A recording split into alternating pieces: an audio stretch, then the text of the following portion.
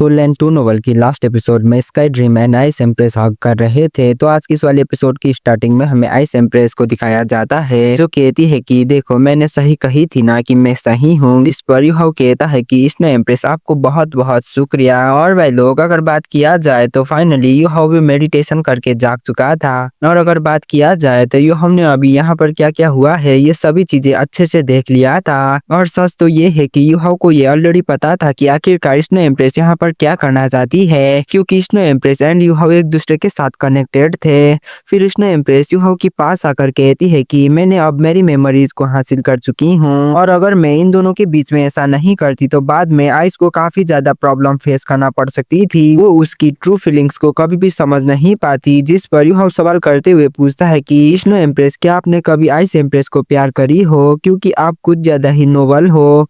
जिस पर snow empress bitter smile के साथ कहती है कि मैं नोबल बिल्कुल भी नहीं हूँ, मैंने आइस को हमेशा से ही सिस्टर की तरह प्यार करी थी। और वह लोग स्नो एम्प्रेस की इस बात को सुनकर यूहाओ जब ice empress and sky dream को देखता है तो वो भी एक स्माइल को पास करता है। और अगर बात किया जाए तो अभी के टाइम में ये दोनों हक कर रहे थे, और फिर स्काई ड्रीम यूहाओ को देखता है तो स्काई ड्रीम सडनली रेड होता है। और इस तरफ स्नो एम्प्रेस भी एक स्माइल को पास करती है, जबकि स्काई ड्रीम आइस एम्प्रेस को कहती है कि आइस सब कुछ ठीक है, मैं तुम्हें फ्यूचर में भी जरूर प्रोटेक्ट करूंगा। और क्या तुम्हें ये पता है आज मेरी लाइफ की सबसे ज्यादा हैप्पीएस्ट मोमेंट है, सच में मैं काफी ज्यादा ही लकी हूँ। लेकिन तभी आइस एम्प्रेस स्काई ड्रीम की शोल्डर में स्मैक करती है और वो तुरंत ही एम्बैरेस होकर यूहाओ की बॉडी में चली जाती है, जिसे देखकर स्काई ड्रीम भी शर्माते हुए दूसरे पिलर को एब्जॉर्ब करने के लिए चले जाता है। जबकि आइस ग्राफ्स आइस एजेंट्स को एब्जॉर्ब करने के मामले में काफी ज्यादा ही पावरफुल थी। उसने ऑलरेडी 4 आईसी पिलर्स को एब्जॉर्ब कर चुकी थी और 3 पिलर्स को यूहाओ के लिए अपने बॉडी के अंदर सील करी थी। और अभी के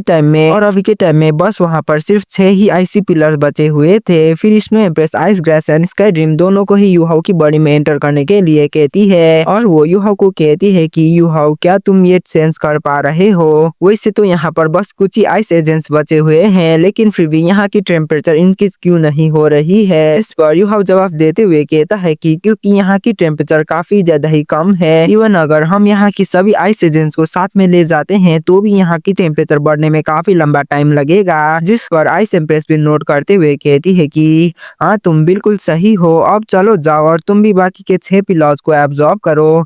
इतना अमाउंट की आइस एजेंट्स एब्जॉर्ब करने में तुम्हें कोई भी प्रॉब्लम नहीं होगी, अगर तुम्हें कुछ प्रॉब्लम फेस करना पड़ा तो भी मैं तुम्हें मदद कर दूंगी। जिस पर यूहाओ भी स्नो एम्प्रेस की बातों को मान जाता है, और अभी यूहाओ को भी ऐसा फील हो गया था कि स्नो एम्प्रेस की मेमोरी रिकवर होना ये अनडाउटली काफी अच्छी बात है। बस वो सिर्फ स्ट्रांग ही नहीं थी, जो टीचर की तरह भी थी, जो कि हमेशा ही उसे मदद करती थी। फिर स्नो एम्प्रेस उसकी राइट हैंड को लिफ्ट करती है, जिसके साथ ही बाकी के बचे हुए 6 पिलर्स यूहाओ के आसपास आती है, और इन सभी पिलर्स यूहाओ की बॉडी में एंटर करने लगती है, जिसकी वजह से यूहाओ की बॉडी में मिस्टीरियस 7 टेक्निक की वजह से सोल पावर ऑटोमेटिकली फ्लो होती है। और जल्द ही यूहाओ को ऐसा महसूस होता है कि जैसे कि उसकी पूरी बॉडी नरिश हो रही हो, और ऐसे ही ये पूरी 6 घंटे तक चलती है। और फाइनली 6 घंटे के बाद पूरी 6 आईसी पिलर यूहाओ के साथ फ्यूज होती है। इवन वैसे तो यूहाओ 7 रिंग सोल मास्टर था, लेकिन फिर भी उसने सिर्फ 6 ही घंटे में 6 पिलर्स को एब्जॉर्ब कर चुका था। इसे देखकर स्नो एम्प्रेस भी यूहाओ से इम्प्रेस हो गई थी। फिर स्नो एम्प्रेस यूहाओ को कहती है कि चलो अब हमारी काम पूरा हुआ, इन आइस एजेंट्स तुम्हारी बॉडी में कम्प्लीटली कंप्रेस हो चुकी है,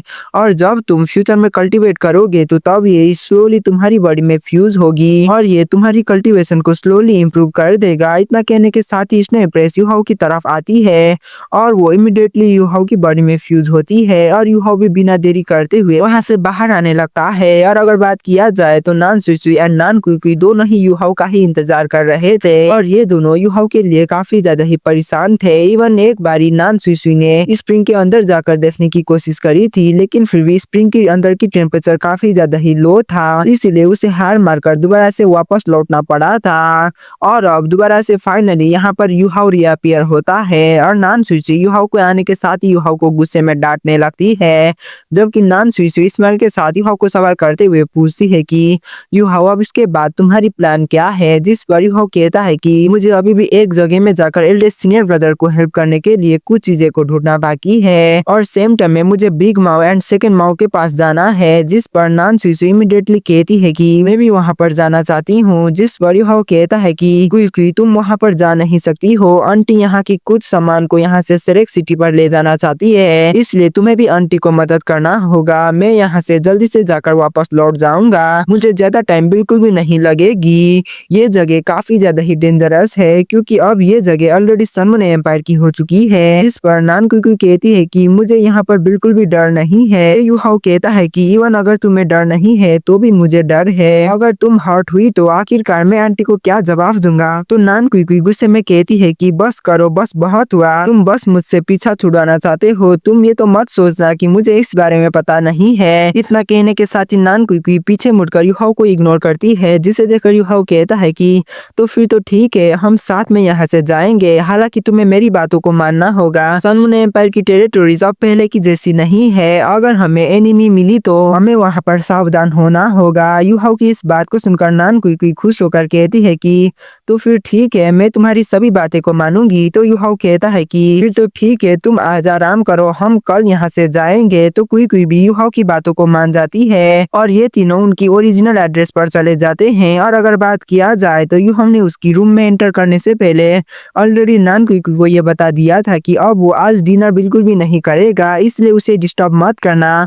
तो नान कुई ने भी यू हाओ की बातों को मान गई थी। और अगर बात किया जाए तो यू हाओ ने अभी अभी मैनिफोल्ड मिस्टीरियस आइस एजेंट्स को एब्जॉर्ब करा था, इसीलिए वो मेडिटेशन करने के लिए बैठ जाता है और वो कल्टीवेशन करने के लिए बैठ जाता है। और ऐसे ही पूरे 4 घंटे में यू हाओ ने उसकी कॉम्बिनेशन को कंप्लीट कर लिया था और अभी यू हाओ उसके बारे में काफी ज्यादा ही इम्प्रूवमेंट को भी फील कर पा रहा था। और अभी उसकी रैंक भी 74 लेवल से 75 लेवल पर जा चुकी थी। और सच में ये तो मानना ही पड़ेगा कि नान कुई ने जो अपॉर्चुनिटी यू हाओ को दी थी, ये सच में काफी ज्यादा ही वैल्यूएबल थी। और वह लोग मेडिटेट करने के बाद यू हाओ धीरे से उसकी आंखें को ओपन करता है और एक लंबा ब्रेथ को रिलीज करता है, जिसके साथ ही पूरे रूम आइस से कवर होती है। और सच में ये मैजिकल फीलिंग थी। और फिर यू हाओ बाहर की तरफ देखता है और अभी भी बाहर ब्राइट थी, इसलिए वो कम्प्लीटली शॉक्ड हो गया था और ये उसे पता ही नहीं था कि उसने यहाँ पर कितनी देर तक कल्टीवेट करा है। इसलिए यू हाओ को ऐसा लग रहा था कि जैसे कि सुबह ऑलरेडी हो चुकी हो। इसीलिए यू हाओ जल्दी से बाहर निकल जाता है और वो बाहर की तरफ नान कुई को देख पाती है, जो कि उसकी रूम को गार्ड कर रही थी। और इसमें कोई भी हैरानी नहीं होती है कि कोई यू हाओ को प्रोटेक्ट करने के लिए बाहर यू हाओ के दरवाजे के सामने बैठी थी। और अगर बात किया जाए तो अभी भी कुई वहाँ पर ही सो रही थी, इसलिए यू हाओ नान कुई को सॉफ्टली बुलाता है। नान कुई भी जल्दी से जाग जाती है और वो एक साय के बाद यू हाओ को अपने सामने देखकर सरप्राइज लुक के साथ कहती है कि तुम फाइनली जाग ही गए, तुमने ये कहा था ना कि तुम्हें सिर्फ एक रात ही लगेगी, लेकिन अब तक तो ऑलरेडी 7 डेज गुजर चुकी है, आखिरकार तुम इन 7 दिनों में क्या कर रहे थे। तो यू हाओ काफी ज्यादा ही हैरान होते हुए कहता है कि क्या ऑलरेडी 7 डेज गुजर चुके हैं, मुझे माफ करो, मुझे पता नहीं था कि मैं डीप कल्टीवेशन पर एंटर कर गया था और मैं अभी अभी जागा हूँ। यू हाओ की इस बात को सुनकर नान कुई उसकी मन में कहती है कि मेरे लिए एक बारी भी डीप मेडिटेशन पर एंटर करना पूरी तरीके से नामुमकिन है, लेकिन फिर भी ये लड़का जब चाहे तब डीप मेडिटेशन पर एंटर कर सकता है। सच में ये काफी ज्यादा ही फ्रस्ट्रेटिंग है। फिर वो कहती है कि तो फिर ठीक है, ये तो काफी अच्छी बात है कि तुम जाग गए, अब जल्दी बताओ कि तुम्हें यहाँ पर क्या क्या हासिल हुआ है। जिस पर यू हाओ कहता है कि मेरी सोल पावर इम्प्रूव हो गई है और मुझे काफी अच्छा फील हो रही है, और ये सब आंटी की वजह से ही हो पाया है, क्योंकि उस स्प्रिंग के गहराई के अंदर मैनिफोल्ड आइस एजेंट्स को पाया था, क्योंकि हम जैसे आइस टाइप कल्टीवेशन के लिए काफी ज्यादा ही हेल्पफुल होती है। तो नान कुई यू हाओ को शुक्रिया अदा करती है, जिसे देखकर यू हाओ सवाल करते हुए पूछता है कि आखिर तुम मेरी शुक्रिया क्यों कर रही हो। तो नान कुई कहती है कि तुम्हारी प्रेशर की वजह से मुझे भी इम्प्रूवमेंट फील हो रही है और इसकी वजह से मेरी स्पिरिचुअल कंट्रोल भी काफी ज्यादा ही बढ़ गई है। तो यू हाओ भी कहता है कि वैसे मैं पूरे 7 डेज से मेडिटेशन में था, तो यहाँ पर क्या क्या चेंजेस हुई है। इस क्वेश्चन को सुनने के साथ ही नान कुई सीरियस मूड के साथ जवाब देते हुए कहती है कि सन मून एम्पायर ने कुछ अननोन रीजंस की वजह से ड्रैगन सिटी में सन मून एम्पायर की ट्रूप्स को यहाँ पर लाए हैं। कुई की इस बात को सुनकर यू हाओ काफी ज्यादा ही हैरान होता है और वो सवाल करते हुए हैरानी से कहता है कि आखिर वहाँ पर कितनी सारी ट्रूप्स हैं, क्या उन सभी लोग सॉल इंजीनियर हैं। तो नान कुई कहती है कि हमें इस बारे में डिटेल में तो नहीं पता, लेकिन मुझे इतना तो अच्छी तरीके से पता है कि उनके पास सॉल्ट डिटेक्टर है, इसलिए जहाँ तक मुझे लगता है वो लोग टोटल में एटलीस्ट 20,000 ट्रूप्स होंगे। जिस पर युहाओ कहता है कि जबकि अभी मैं यहीं पर हूँ, मैं जाकर देख कर आता हूँ और heavenly soul empire and dolling empire को मैसेज देता हूँ, उसके बाद हम यहाँ से जाएंगे।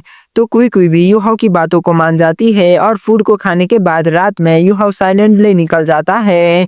और अगर बात किया जाए तो नान सुई ऑलरेडी सेरेक एकेडमी पर जा चुकी थी और नान कुई and Yuhao he dragon city पर बचे थे। नान सुई ने नान कुई को इसीलिए ड्रैगन सिटी में रहने के लिए कही थी ताकि वो युहाओ को प्रोटेक्ट कर सके। और वह लोग काफी जल्द ही युहाओ स्काई में एरियल सॉल्ट टूल को देख पाता है और वो उसकी इल्यूजन एबिलिटी को यूज करके आगे बढ़ने लगता है और वो काफी जल्द ही युहाओ वहां पर कुछ ओसिलेशन डिटेक्टर सॉल्ट टूल को देख पाता है, जिसके साथ ही युहाओ वहां की आर्मी बेस पर एंटर करता है और वहां पर युहाओ को ये पता चलता है कि नान कुई की जजमेंट ऑलमोस्ट सच थी। वहां पर टोटल में 20,000 ट्रूप्स थे और वह लोग जैसे जैसे युहाओ आगे बढ़ रहा था वो उसकी आंखें एक ह्यूज कैंप को देख पाता है, जैसे कि ये कैंप ऑर्डिनरी ट्रूप्स के लिए नहीं हो। और युहाओ ये इजीली के साथ गेस कर पाता है कि ये कैंप पक्का से ही कमांडर की टेंट हो सकती है। वैसे तो ये लोग युहाओ को डरा बिल्कुल भी नहीं पाए थे, लेकिन फिर भी युहाओ ये सेंस कर पा रहा था कि इस कमांडर टेंट के अंदर एक लेवल 9 की सॉल्ट टूल हो। और वह लोग इस लेवल 9 की सॉल्ट टूल को देखने के साथ ही युहाओ सडनली उसकी स्पिरिचुअल डिटेक्शन एबिलिटी को बंद करता है,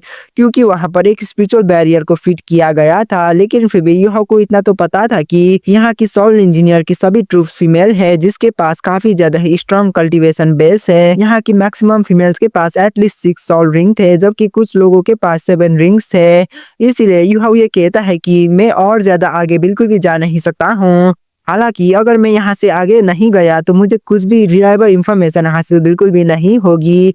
इतना कहने के साथ ही युहाओ कॉर्नर पर जाकर स्पिरिचुअल डिटेक्शन को रिलीज करता है, जिसकी वजह से आई ऑफ डेस्टिनी में ब्लैक सोल कोर अपीयर होती है और उसकी डेस्टिनी की ओर सभी तरफ फैलने लगती है। लेकिन इसके कुछ टाइम के बाद युहाओ की एक्सप्रेशन काफी ज्यादा ही वियर्ड होती है, क्योंकि यहाँ पर ऑलमोस्ट रात हो चुकी थी और ये ऑलमोस्ट लेट नाइट थी। इसी वजह से वहाँ की सभी फीमेल डिसेबल डिनर करने के बाद वो लोग अपने ड्रेसिंग रूम में जा रहे थे और वहाँ की सभी फीमेल्स ने अभी के टाइम में मिलिट्री के कपड़े नहीं पहने थे, बल्कि उन लोगों ने लाइटली कपड़े को पहने थे। इसीलिए इन सभी फीमेल्स की इमेजेस युहाओ की माइंड में एक के बाद एक करके एंटर करती है। और अगर बात किया जाए तो इन सभी फीमेल्स ने सोने से पहले लाइटली कपड़े को पहने थे, इसलिए युहाओ इन फीमेल्स की बॉडी को देखकर पागल होने ही लगा था, जिसकी वजह से वो तुरंत ही उसकी स्पिरिचुअल डिटेक्शन एबिलिटी को बंद करता है और वो ब्लश करने लगता है। और स्पिरिचुअल डिटेक्शन को बंद करने के बाद फाइनली युहाओ को आराम मिलती है और वो बेस्ट अपॉर्चुनिटी की वेट करने लगता है। और इसी टाइम में कुछ female salt engineer commander tent पर एंटर करते हैं और इन सभी फीमेल्स ने रेड कलर की आर्मर को पहने थे और इन सभी फीमेल्स बिल्कुल हीरोइन जैसे दिख रहे थे।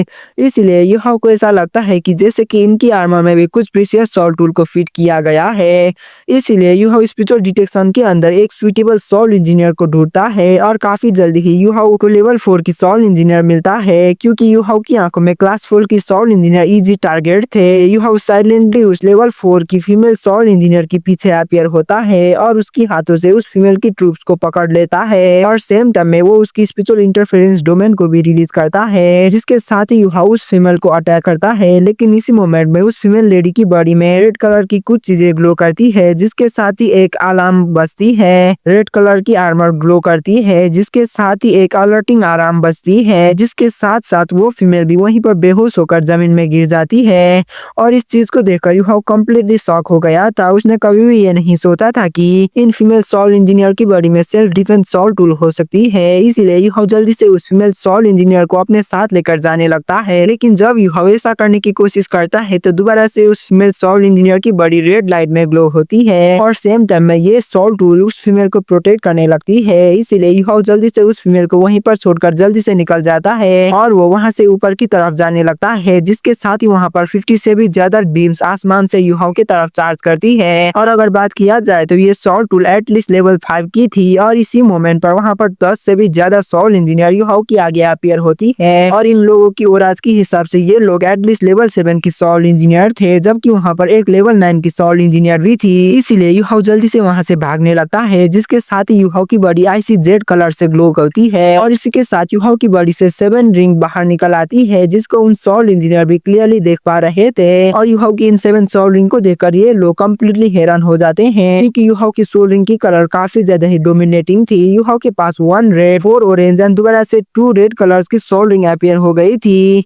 फिर Yuhao slowly dance of ultimate eyes को अनलीश करता है और एक बीम की लाइट के साथ नीचे की तरफ जाने लगता है। इसके साथ ही यूहाओ स्पिरिचुअल ब्लास्ट एबिलिटी को भी यूज करता है और ये एबिलिटी 100 मीटर तक अफेक्ट करता था। वैसे तो ये अटैक यूहाओ ने उसके एनिमी के ऊपर अनलीश बिल्कुल भी नहीं करा था, ये उसने वहां की डिटेक्शन सोल टूल के लिए करा था ताकि वो वहां की सभी डिटेक्शन सोल टूल को डिस्ट्रॉय कर सके। और वह लोग इसे ही फॉलो करते हुए एक कोल्ड लाइट के साथ स्टार अनाइज मिस्टीरियस आइस व्यास यूहाओ की कंधों पर अपीयर होती है और वो एक आईसी ब्लू हॉलो को रिलीज करती है, जिसे देखकर यूहाओ कहता है कि स्टार अनाइज, मैंने ये कभी भी नहीं सोचा था कि तुम्हारी ये स्किल काफी ज्यादा ही पावरफुल हो सकती है। तुम्हारी ये स्किल की वजह से वहां की more than 60% soul tool already destroy हो चुकी है। और वह लोग इसी के साथ हमें वहां की कमांडर टेंट की सीन दिखाया जाता है। और अगर बात किया जाए तो वहां पर एक काफी ज्यादा ही खूबसूरत लड़की बैठी हुई थी। और अगर बात किया जाए तो यूहाओ ने ये कभी भी नहीं सोचा होगा कि उसने पहले जिस कमांडर टेंट में स्पाई करने की कोशिश करा था वो टेंट एक्चुअली में एक सनमून एम्पायर की एम्प्रेस की होगी। ये लड़की यूहाओ की फॉर्मर क्लासमेट और एक फ्रेंड थी जो कि सनमून एम्पायर में पढ़ती थी और इस लड़की का नाम जूजी था। और वह लोग इसके साथ हमारी ये वाला एपिसोड यहीं पे खत्म होती है। मिलते हैं अगले वीडियो में, तब तक के लिए बाय बाय।